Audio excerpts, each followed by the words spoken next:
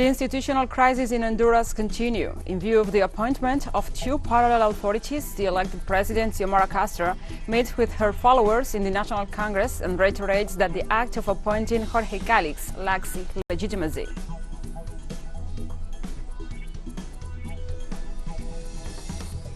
The London High Court decided to allow Julian Assange to appeal to the UK's Supreme Court and challenge the previous verdict that approved his extradition to the United States.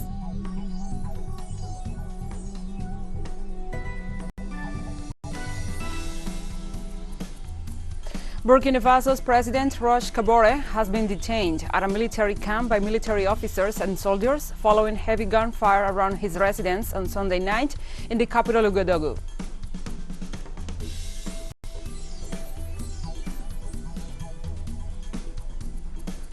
From the headquarters of TeleSUR English in Havana, Cuba, this is From the South. I'm your anchor, Gladys Quesada, and these are the news. The institutional crisis in Honduras continue. In view of the appointment of two parallel authorities, the elected president, Xiomara Castro, met with her followers in the National Congress and reiterates that the act of appointing Jorge Calix lacks legitimacy. The incoming president decided to go to the Congress headquarters to meet with her political allies after the appointment of a parallel authority in which Jorge Calix was appointed as president of the Congress in a session held in a different venue. The legitimate authority will be decided by the rest of the nation's institutions, despite the fact that the coalition led by the Free Party, headed by Xiomara Castro, was the winner of the recent elections.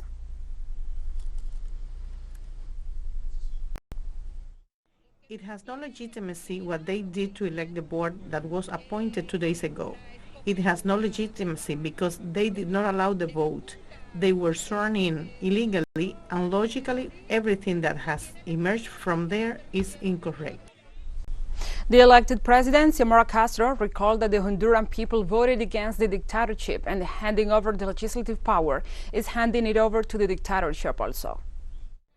When the people unanimously, with a majority surpassed 51%, it is precisely to get rid of this dictatorship. And not only this dictatorship, it is to get rid of the practices that have been carried out in the dictatorship.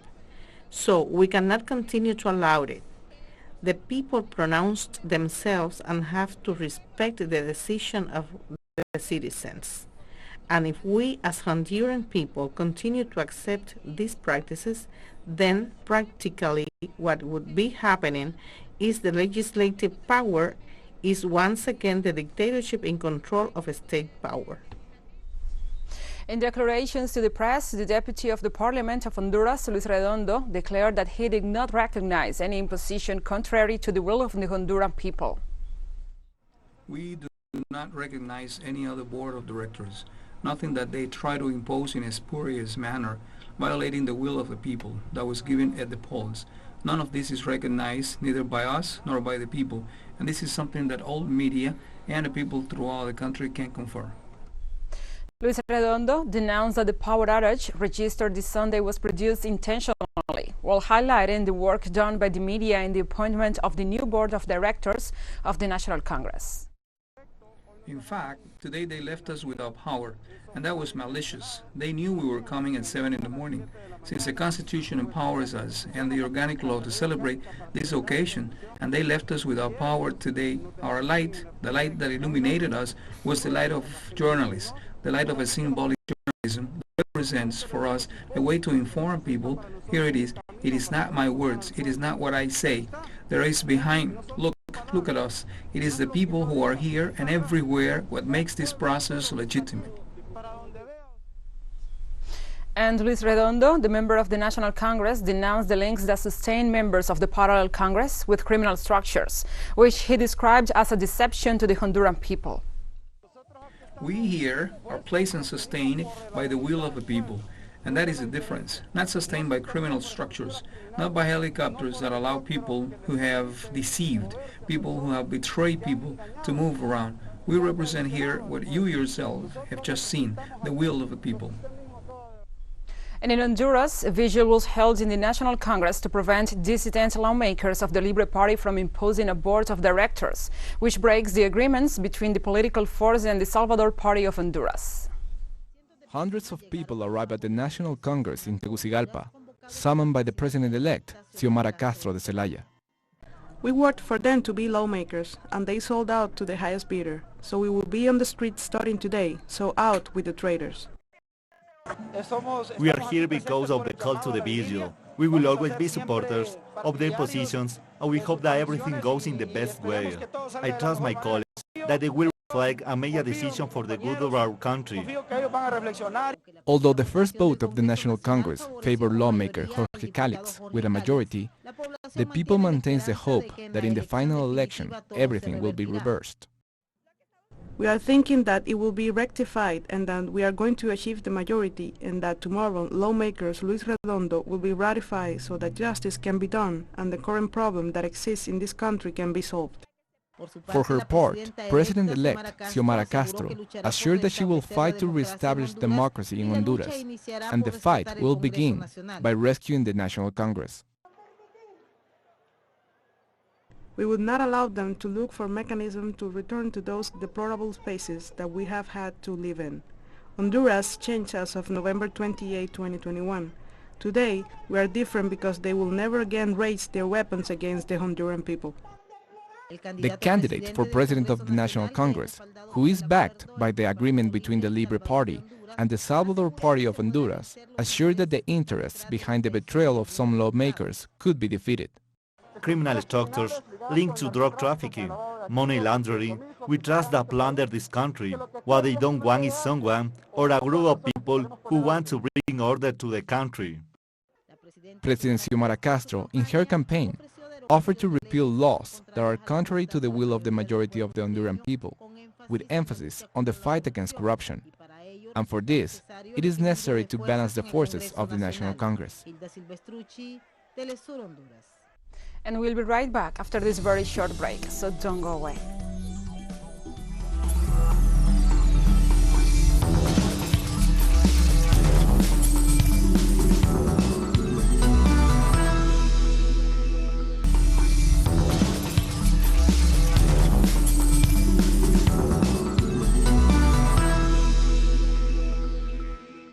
Welcome back to From the South. On Monday, the London High Court decided to allow Julian Assange to appeal to the UK's Supreme Court and challenge the previous verdict that approved his extradition to the United States. The ruling challenges and follows a December decision by the London High Court to greenlight the US appeal to extradite Assange, an earlier decision that the Australian journalist cannot be extradited to the US due to the health issues and the inhumane conditions he might face in the US prison system was overturned at the time. US authorities have charged the 50-year-old under the Espionage Act for his role in publishing thousands of classified military and diplomatic cables in 2010. If convicted, Assange faces up to 175 years in prison.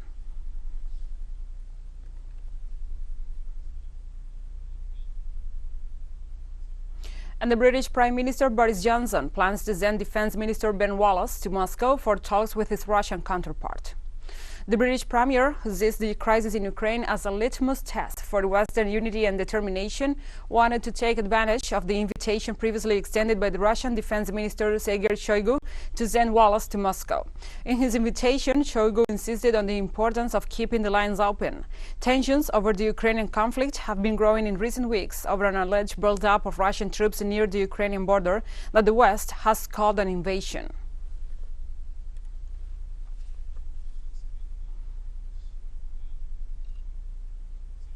In Venezuela, the 64th anniversary of the rebellion that put an end to the regime of General Marcos Pérez Jiménez was celebrated, with Maduro, the president, attending the festivities in an act that acknowledged the historical resilience of the Venezuelan people. With a mobilization called the March of Loyalty to the Bolivarian People in the city of Caracas, citizens celebrated one more time the anniversary of the overthrowing of the dictatorship. On January 23, 1958, organized people marched along the streets to fight against the dictatorship after several days of various demonstrations as part of a strategy of struggle for democracy. President Nicolás Maduro took the opportunity to recognize and honor Fabricio Ojeda, representing those who fell in the heat of the struggle.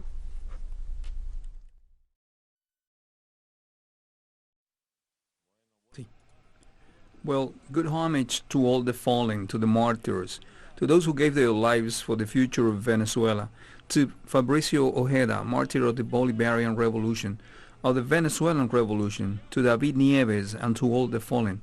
Fabricio Ojeda, who one day like today led the people to victory. Fabricio Ojeda, who then went to the mountains with a rifle to fight against the treason committed against the people. Fabricio Ojeda, captured and tortured and assassinated right here, 200 meters away, in the office of the then Intelligence Service of the Armed Forces, in the White Palace in front of the office of the President of the Republic. Honor and glory to Fabricio Ojeda, and let's give him a round of applause in remembrance. And the president of Armenia, Armen Sarkisian, announced his resignation on Sunday, arguing that he lacks the power to influence national policy. In a statement published on the website of the head of state, Sarkisian claims that he does not have the necessary tools to influence the processes of domestic and foreign policy in what he considers a difficult time for the country and the people. The president pointed out that the country needs unity, and his figure diverts public attention from the most relevant issues. Armen Sarkisian, a member of the Republican Party of Armenia, has been the president of the country since April 9, 2018.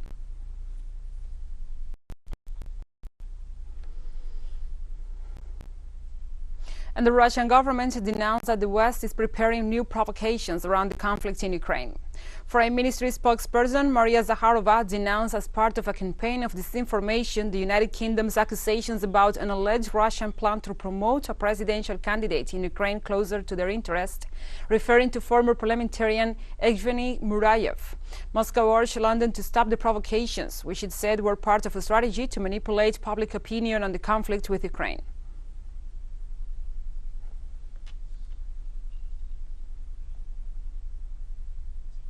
And the US and the UK withdrew diplomat personnel and their families from Ukraine under the pretext of an imminent invasion from Russia. The move, so far described by the US as not an evacuation, is part of the recent push and pull from the Western powers over Kiev in order to create what Russia has denounced as a facade crisis, and follows in line with talks between the US Secretary of State Antony Blinken and Moscow's diplomacy head Sergei Lavrov to de-escalate the tensions in the region. The US State Department told the dependents of staffers that the US Embassy in Kiev they must leave the country. It also said that not essential embassy staff could leave Ukraine at government expense. Moscow have repeatedly denied any invasion plan against Ukraine.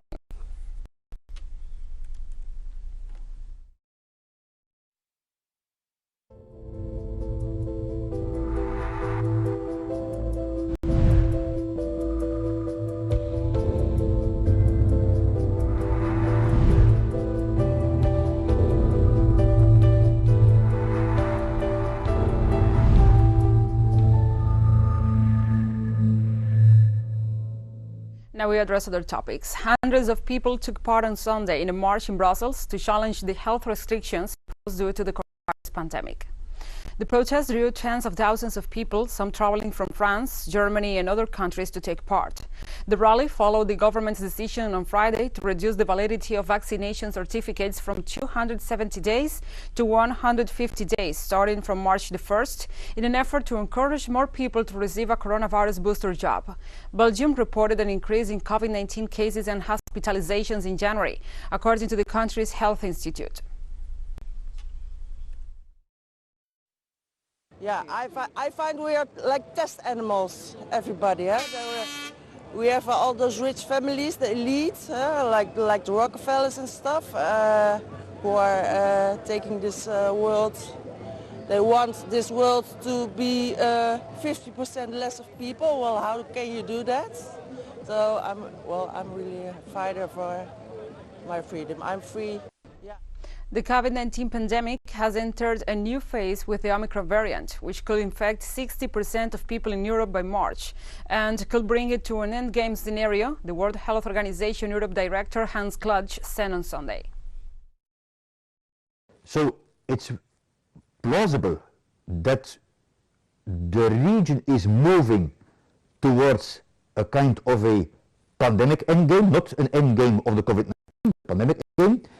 But of course, so that once that the Omicron wave will subside, there will be for quite some weeks and months a global immunity, either thanks to the vaccine or because people have immunity due to the infection, and also lowering seasonality. So we anticipate that there will be a period of quiet before the COVID-19 may come back towards end of the year, but not necessarily the pandemic coming back. And why it will come back? Because the And we have more stories coming up after this final short break, so stay with us.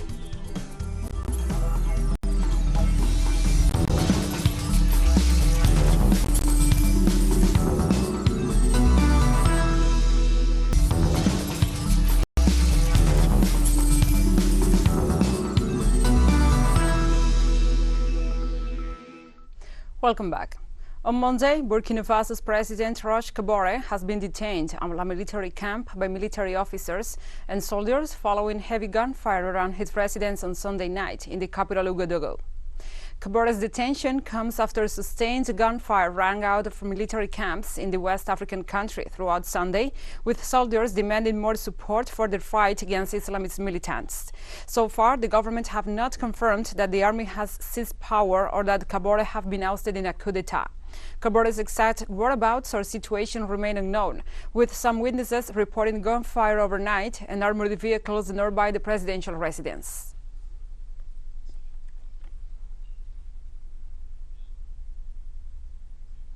And the Arab League ambassadors on Sunday held an emergency meeting in Egypt to discuss the attack on Abu Dhabi airport and some oil installations in the United Arab Emirates. The Council of the League of Arab States called on all countries to classify the Houthi group as terrorist organization after its missile and drone attacks on the United Arab Emirates. In a major escalation in the conflict in Yemen, where the Saudi-led coalition with the UAE was the member, has battled the rebels since 2015. Houthis claim a drone and missile attack that struck inside the United Arab Emirates capital earlier in the week. The attack targeted a key oil facility in Abu Dhabi, killed 3 people and sparked a fire at Abu Dhabi's international airport. Meanwhile, on Friday, a Saudi-led coalition airstrike hit a prison run by Yemen's Houthi rebels, killing at least 70 detainees and wounding dozens.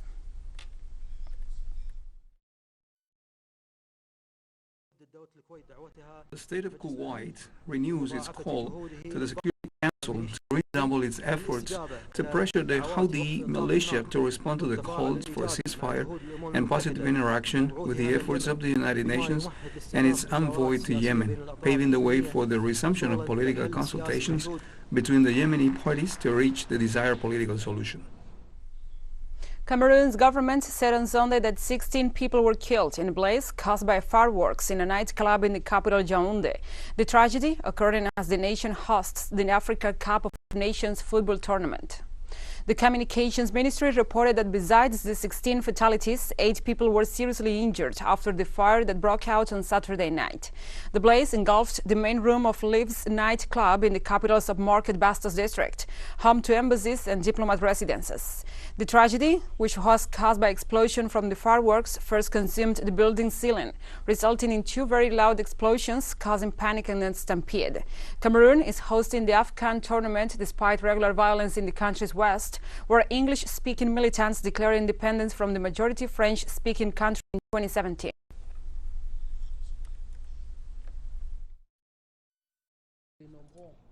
Today we count 16 dead people, who are all interned in the Ekonou military morgue. We also have about 10 serious injuries that are being followed up at the central hospital in Yaoundé. The head of the state has demanded that all these people be taken care of by the public authorities, which has been done so far. It is possible that these numbers will increase because when I left the place, the firemen, the gendarmerie, and the competent services were still searching the place. And civilians fled their homes as fighting rages for a 4th day between the Islamic State group and Kurdish forces in Syria after IS attacked a prison housing jihadists, with the violence killing 136 people, including civilians. More than 100 insurgents late Thursday attacked the Kurdish-run Juwaran jail in Kazakh city to flee from fellow jihadists in the most significant Islamic State operation since the self-declared caliphate was defeated in Syria nearly 3 years ago. At least 84 IS members and 45 Kurdish fighters, including internal security forces, prison guards, and counter-terrorism forces, were killed. The battles continued on Sunday as the Kurdish-led Syrian Democratic Forces, backed by United States-led coalition strikes, closed in on the jihadist targets inside and outside the facility.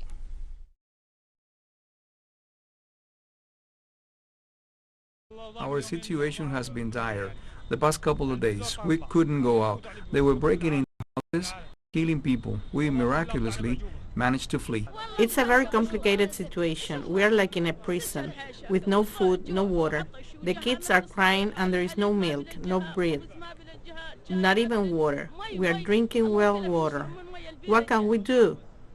We are helpless. And also, dozens of Lebanese marched through the capital Beirut on Sunday in a protest against the government's new draft budget. They say the new bill will force them to convert their dollar deficits into Lebanese pound as the country faces an unprecedented financial crisis and a currency crash. The protesters carried banners denouncing the bank's policies as well as the 2022 budget, which they consider unfair against the Lebanese people. Lebanon is facing an unprecedented economic crisis that has sent the local currency on a downward spiral, increasing prices and whipping out the value of incomes. Afraid of a run of deficit, banks have limited withdrawals and foreign currency transfers, effectively locking people out of their bank accounts.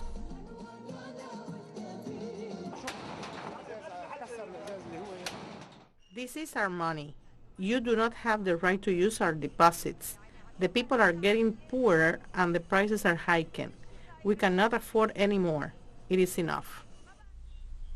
And we have come to the end of this news brief. But remember, you can find this and many other stories on our website at telesurenglish.net. And also, if you feel so inclined, please join us on social media for all the latest news. We are on Facebook, Twitter, Instagram, and Telegram.